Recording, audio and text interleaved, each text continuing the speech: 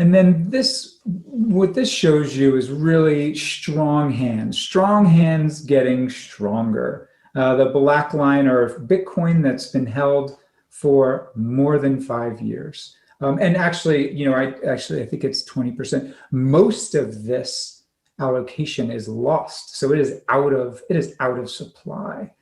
But as you can see in 2018, we had a lot more participation from the light hands. Those acquired Bitcoin in a relatively short time period. But you look at the top of this, and it's clear that 60% of Bitcoin held today has been held for more than 12 months, and that's that level of turnover is really unmatched.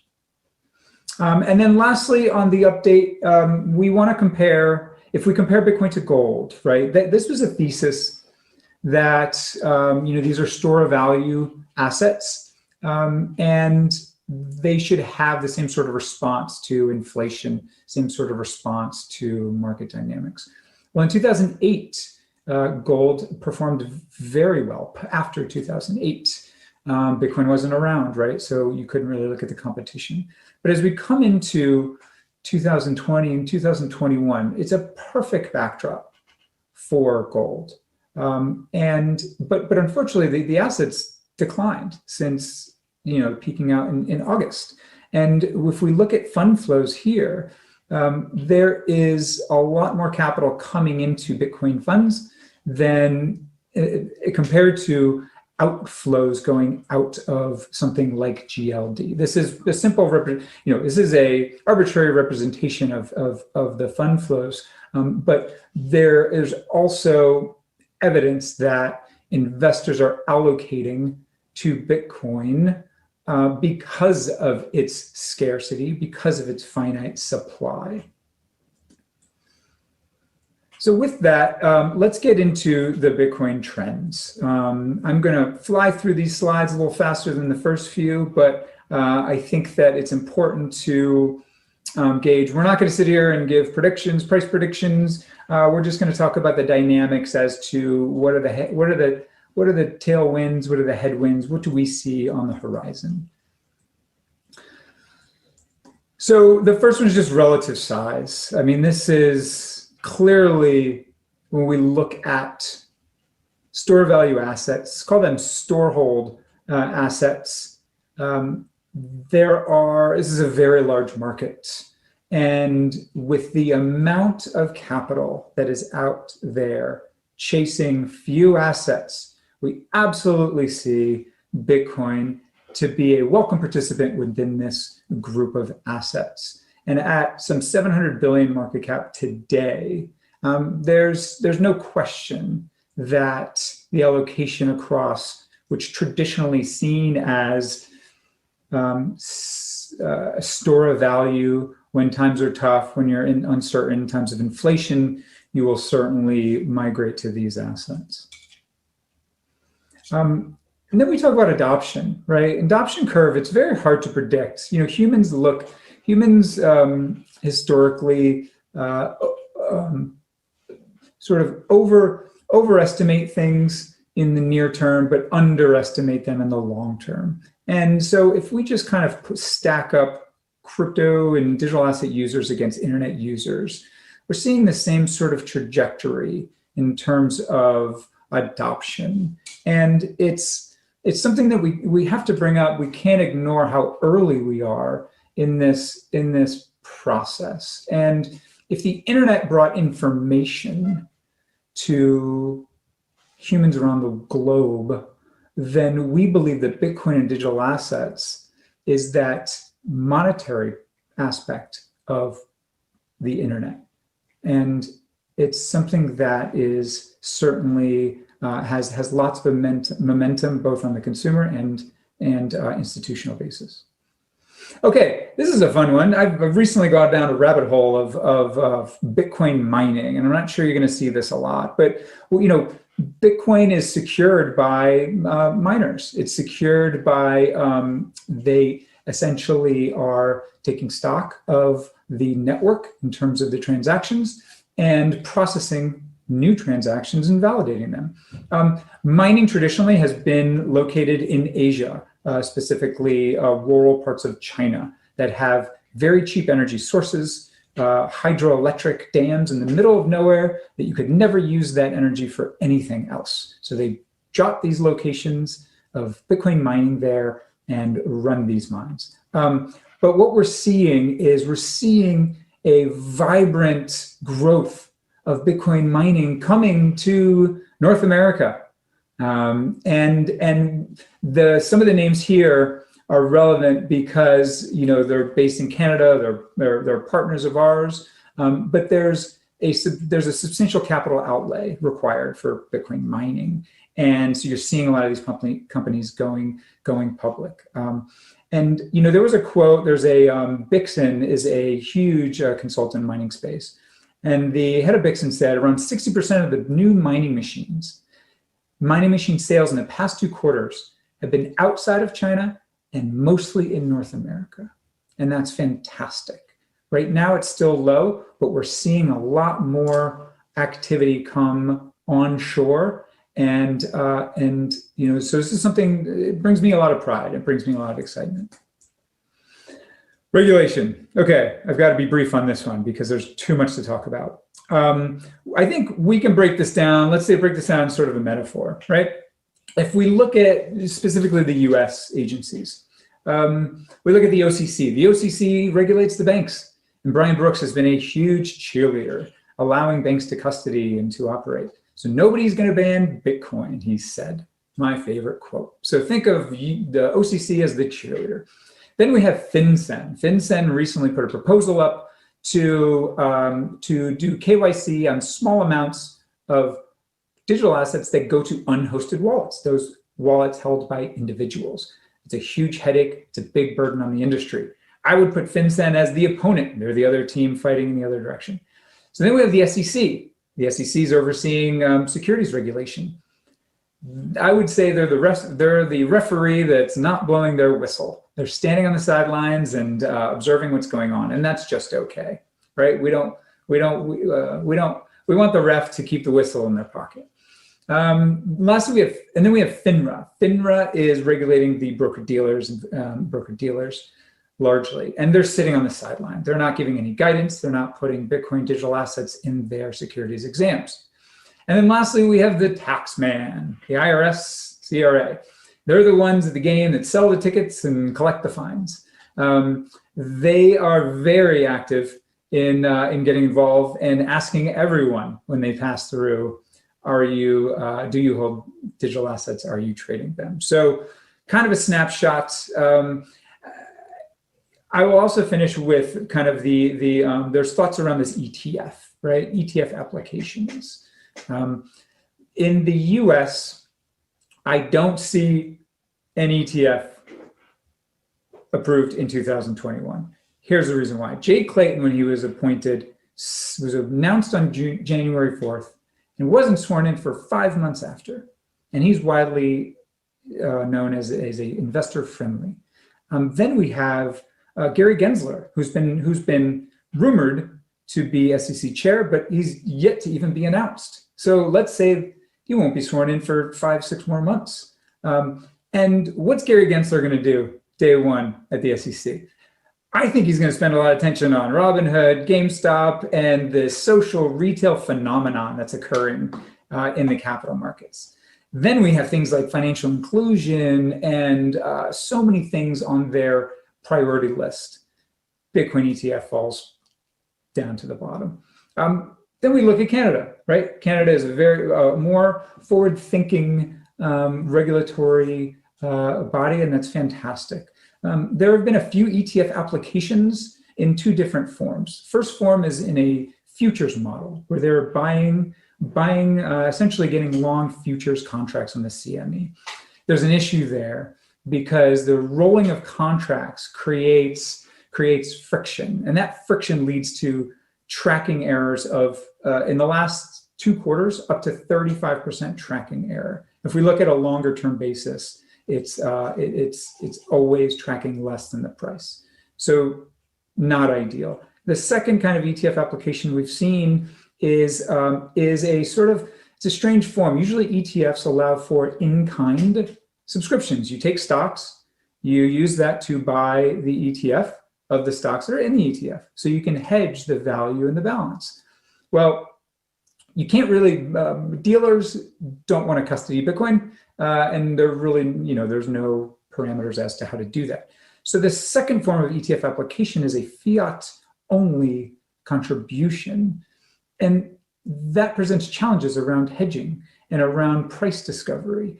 You can't really hedge in the futures markets because of the large requirements. And again, we talk about this expiration roll. So we don't see that as a really as a good format either. So time will tell. We're open and we're listening and we're paying attention to all of what comes. So with that, I'm going to hand this back over to Fred to give a quick update on the 3iQ funds.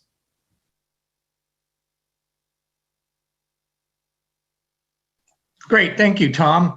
And it's good to see this slide on here. I want to make a couple things clear. We are focusing on Bitcoin and the QBTC and celebrating our billion in assets, but we do have two other very important funds at 3iQ. We do have the Ether fund. I saw some questions coming in. People know that we do carry an Ether fund. QETH is also QETH.U and QETH.UN are listed on the Toronto Stock Exchange. But for mutual fund dealers and accredited investors, we also have TIQ 101, which is an accredited investor exempt market global crypto asset fund, which we've been managing for over 3 years, or it'll be 3 years in March. And its year-to-date number, or sorry, its 12-month trailing number is something absurd, like 386%. So easily one of the best performing hedge funds, if not the best hedge fund in Canada. So for the institutions that are looking for it, that fund runs at a management fee for institutions at 0.7% as well. So we'll go into that in some of the questions. And we are seeing a lot of questions that are coming in that we really are going to try and address all the smaller questions in one big question when we start our question period. But to get going, I just want to talk about, since the Bitcoin fund was launched, you can see that it is almost always traded at a premium to the market price. It has completely tracked the NAV of the fund is completely tracked the price of Bitcoin, with the exception of early reopenings, when you would have a blind period of 2 or 3 days where you couldn't match or hedge off your Bitcoin fund position. That is long ago now. For the last few months, we've been tracking very, very closely. So if you take a look at the price of Bitcoin, and then you'll also notice our assets under management have completely skyrocketed. And it's important to understand when it talks about the expenses of a fund, how important it is to have a large fund. And I'll just say that, for example, if it takes $2 million a year to run the fund, your expense of running the fund is 20 basis points for all the fund owners in the billion-dollar assets. If you're running 100 million, well, that $2 million to run it is 2%. It adds 2% to the expenses of running the funds. So it's important that we go through that a little later on. But the bigger the fund, the better. When it talks about trading volume, the trading volume leads to compressing of bid-ask spreads. Okay, a 25-cent bid-ask spread on a $50 stock is 0.25% or 0.5%. A bid-ask spread of 25 cents on a $10 stock is 2.5%. These are things that are very important. You want to go with very liquid, very actively trading funds. And in January, we were averaging trading about 1.5 million shares a day, which is very, very liquid. We're waiting for the invitation to be part of the TSX 100. The next one, and probably the most significant development, which takes a while to get through the regulators, is in Canada, something we call at-the-market offerings. It means that if the fund is trading at a premium, 3iQ itself can be offering units of its fund at net asset value. So basically what happens is, if the fund is trading at a 4% premium and we are selling into the market, that 4% of extra after cost, the 4% of extra money goes back into the fund and increases the number of Bitcoin that is owned to all Bitcoin, all fund owners. So to put this into perspective, in the month of January, our first month of the ATM, we added 1.55% rate of return over the price of Bitcoin in the net asset value of the fund. Okay. Now, if the expenses with management fee and expense ratio of 0.2% per month, it means we net gave back 1.35% of rate of return above the price of Bitcoin to our unit holders. And that is month one. So you can expect that as long as our ATM is in effect and the fund is trading at a premium, this is accretive to current unit holders. These are things, key indicators that are very, very important. And finally, the other thing is understanding the partners and investors and the people we keep. Van Eck is a 10% owner of 3iQ. Jan Van Eck and the team have invested in us since very early days, and we understand that they've applied again for an ETF on the New York Stock Exchange or New York ARCA, and the result will come out, we believe, the first thing from the SEC is going to be on the 22nd. But as Tom said, I don't think we're overly optimistic because the new chairman hasn't been sworn in yet. We also are partners with CoinShares, and Valor Equity Partners are shareholders also in 3iQ. These are people that run European ETPs, ETNs, which are another exchange-traded products, mostly in Europe. ARK Invest, Kathy Wood has been with us in front of the Ontario Securities Commission testifying us. The Winklevoss brothers both wrote testimony on our behalf to the securities regulators, and RCGT was our auditors, and now we have Delphi Digital as our research partner, which provides us with institutional quality research right out of the gate. So on that note, a lot of people have asked us, this presentation will be available, and there is a recording that will be on the on our website. Visit our website. Make sure you subscribe to our our weekly newsletter, and our monthly reports for January will be up there now, and they will be current. So if you would like a monthly report on either of our funds, and again, hang in there for the 3-year anniversary of 3iQ Global Crypto Asset Fund in March, and expect us to certainly celebrate the record performance of that fund. Great. So on that note, Tom, why don't we take a look at some of the questions? Yeah, absolutely. So we, before the webinar started, we had some questions submitted. The first one is around regulatory approval for the Bitcoin fund. What were the regulators concerned in your application? Well, first of all, let me explain the process on how it works in Canada. When you apply to list a fund, if that fund gets rejected, you can ask for a formal rejection letter. They provided a formal rejection letter, and on that letter, they articulate why they're rejecting your fund. And when they reject that fund and you get the formal letter back, you're allowed to challenge them. You're allowed to take them to a public hearing, which is kind of like going to court. And basically, we look at the process of 4 years of working with the Ontario Securities Commission, not as an us versus them, it's as a 4.5-year due diligence process to get the product right. There is one reason why Canada has the only regulated listed physical Bitcoin products listed on a major exchange, and it's because we did a lot of hard work to get the product right. Now, the challenges that we had, which came from the experience we've had with gold, I also worked in my career to get the first mutual fund in Canada that was allowed to go long and short. And this was my 3rd time working with the regulators.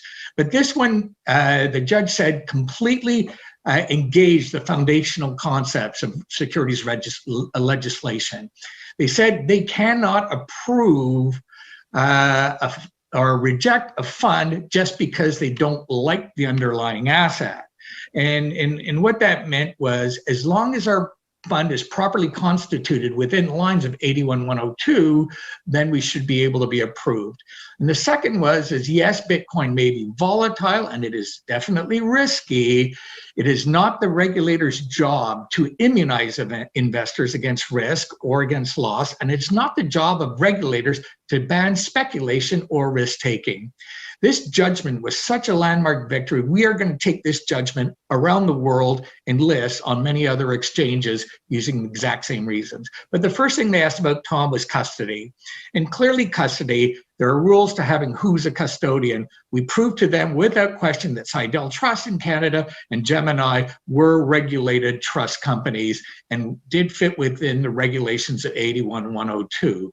The next one they asked about, well, can you audit it? And well, the blockchain is built for auditing. It's an immutable ledger. Of course you can audit it, but we also had RCGT, Grant Thornton, already had audited our global crypto asset fund on 2 different annual events. So Grant Thornton said, yes, we can audit that. The next reason they asked is pricing. How do we get the pricing right? How do we know that the true price of Bitcoin is at 4 p.m. on any given day when we're striking our net asset value?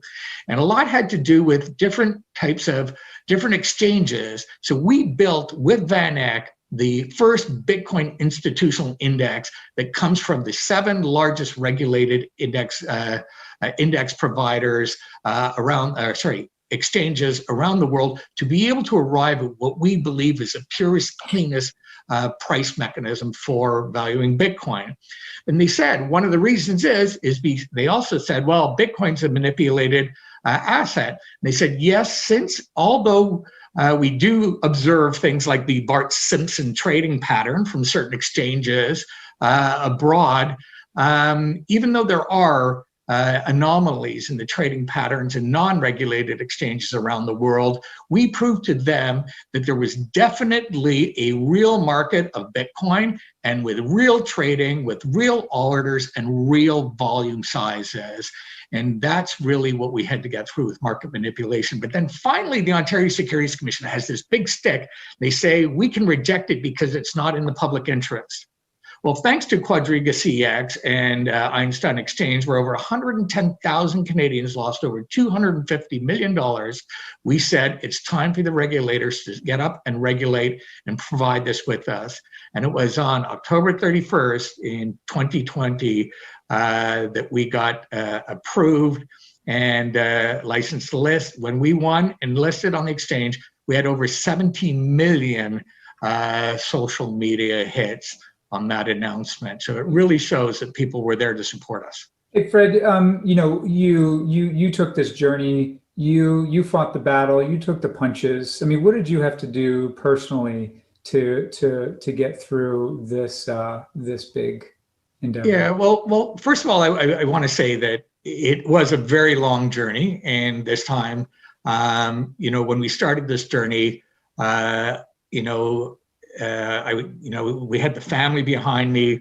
We, sold our cottage in the country. We downsized the house. We knew that this was going to be a long fight, but there are many people, some of the original shareholders that joined in my journey with me. People such as, Greg Foss and a number of the people that took this journey. We're very excited to share our wins with us. So it wasn't just me alone.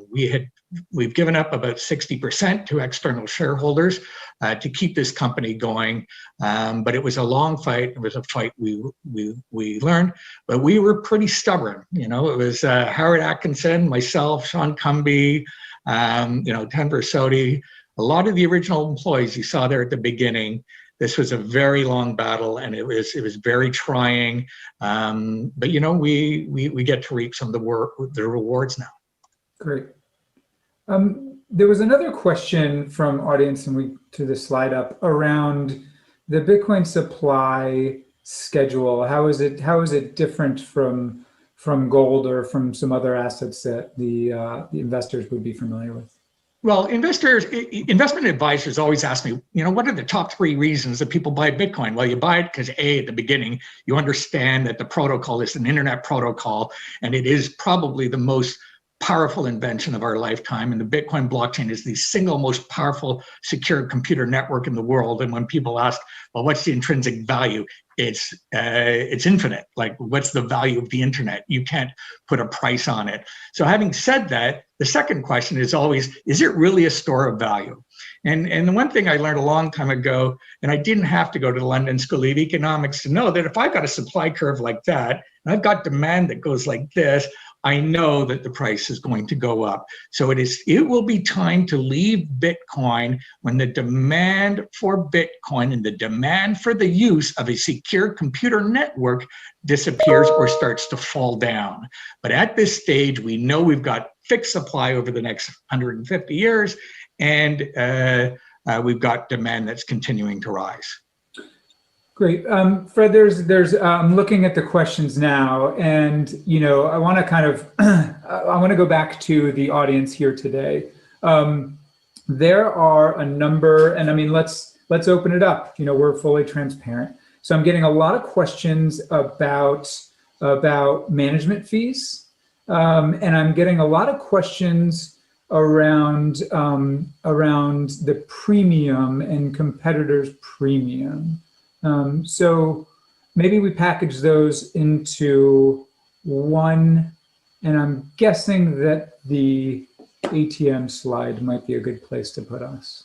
Okay. Well, I'm going to start off first by saying, we get a lot of questions about, the ETF versus a closed-end fund. And let me, and the Ontario Securities Commission is very sensitive to this, as they should be. So what we want to do today is just quickly explain the difference between ETFs, closed-end funds, and ETNs. So let's deal with the ETN first. I mentioned that CoinShares and Valor and 21 Shares and a number of European products are what we call ETNs, or exchange-traded notes, okay? These are unsecured debt that track an underlying index. Although they're reasonably efficient, there can be serious and significant third-party risk in this structure, and they have hence, in fact, been banned in the UK and in the US and also in Canada. ETFs, on the other hand, try to replicate the movement of a basket of securities or an index by continuously accepting contributions or continuously redeeming from the market participants. Now, these market participants must immediately hedge their position so not to be out of the risk. Now, in our opinion, the SEC and the OSC will not allow ETFs to accept physical Bitcoin until all participants in the ecosystem, the blockchain ecosystem, are regulated. And that's not going to happen very soon.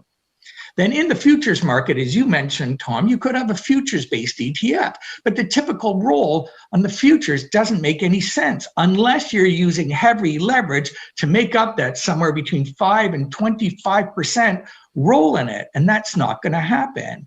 And if the futures are not efficient, you're going to be paying a premium on the futures, which means the spread on your ETF is going to be so big that it doesn't make any sense as well. So you've got to be very careful. I know everybody thinks that Canada invented the first ETF, which they did under the with the TIPS 35. But ETF, if you've got Bitcoin closed-end funds that are trading close to net asset value and providing you with a positive return on the Bitcoin like our ATM does, you don't need an ETF. You've got size, you've got liquidity. The cost is zero. You're being carried. You're being paid to carry it if the ATM is working correctly. So there really is no reason for Canada or anybody, for all intents and purposes, to accept this closed-end fund or to accept an ETF, because the closed-end fund is doing the job that we in the OSC worked to make sure that the job could be done, which gives Canadians a complete Bitcoin tracking product on an exchange in a regulated platform, and Canadians can put it in their retirement accounts. So if I'm a 30-year-old and I believe Bitcoin's going up 10x again, I'm going to want to shelter those gains and put that closed-end fund in my TFSA. A lot of investment advisors in Canada, and every week it increases, investment advisors are looking for that product to give them exposure to the digital asset space. Money is going digital, and it will be digital and non-government control. Okay. The other thing I spoke about is the liquidity, and I don't think people understand the liquidity issue enough. We think Canadians deserve it. It does make sense to pay a 3 to a 5% premium or a little more for a closed-end fund if you get to shelter the returns. Okay, but normally you're looking to get it as close to net asset value as possible, and also when you're buying and selling it, you have to be careful on the spreads, because, as I said, a 50 cent difference in a price of a spread could be as much as 5%. So people are trying to focus on these management fees when the entire expenses, the spreads, the liquidity are so much more important. We just saw the launch of a fund where people would pay the 7% premium to save 70 basis points. That's 10 years of return, So I think people have to work with their investment advisors, understand. Now, the big institutions and accredited investors and the investment advisors can also come to 3iQ and do what we call as a private placement. So we can issue shares at net asset value for a 4-month hold. And institutions that want to come in and want to get a big position will come in. They'll be hodlers. They'll come in, they'll buy it at net asset value plus the cost of doing the transaction, and they'll hold that for 4 months, and then that will become freely trading stock after 4 months.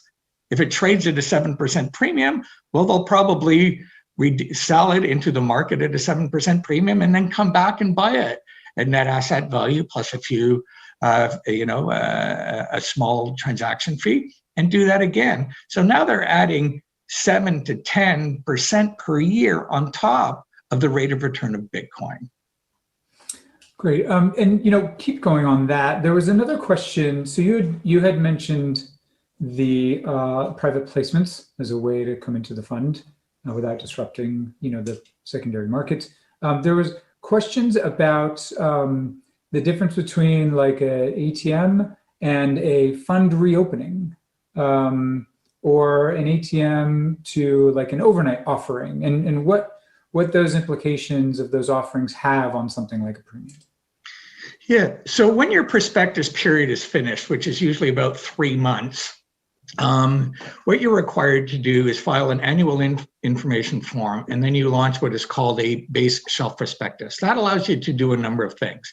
It allows you to do an overnight offering, which you can do, but that's usually quite expensive, but it doesn't hurt the fund because we can hedge that position immediately, and it's priced in the morning before the market starts. So you can completely shield people from overnight issuances. But that took a while to work out, because the very first one we did, we weren't allowed to close it immediately, and we had to reprice 3 days later after that was during the second offering, and the market had gone up 15% over the weekend. So now with the ATM, once you have a base shelf, you can do an ATM. So if somebody goes to the stock market and wants to buy $1 million of the Bitcoin fund, normally $1 million is going to move the price up 10 or 15 cents. But with the ATM, we're able to hold the price of the fund at a certain level to make sure that we provide the liquidity that traders and investors want to be able to get Bitcoin at a fair price. Great. There's, let's see, if we've got time for a few more. And by the way, the current unit holders, as we mentioned, are very happy for us to be issuing units at a premium, because it is a win-win situation. It's a win for the new investor, it's a win for 3iQ, and it's a win for the current unit holders of the fund first and most importantly. And I think everyone loves to have a positive carry on their Bitcoin fund. And there was questions of why does the Bitcoin fund have the ATM program while other funds do not? The other funds will, I can almost assure you, the other funds will get the ATM, but there is a process. It took us 9 months to get our ATM up and running. So this, we've paved the way. They'll photocopy what we did again and launch it and launch their ATMs. But they most definitely will have an ATM. So you're going to see the Canadian market competition is very good for the Canadian market. We're trying to benefit the consumers here. Competition is good for everybody. We believe we're the best, the largest, the cheapest, the most efficient, tighter spreads, everything else. You've got to focus on what's important in terms of, as I said, just trading spreads and volumes and volatility. I think we did see another question also. Are we going to have options on the Bitcoin fund? We have asked that question. And we would have to have somebody sponsor those option contracts, which will be interesting if that happens, because that adds liquidity and certainly volume to the fund, which benefits, again, everybody. The next one is somebody did ask if we're going to have a Bitcoin fund, an ATM on the Ether fund. Everyone knows the Ether fund is now trading at a significant premium in around 18%. We will try and do that as quickly as we can to the benefit of unit holders.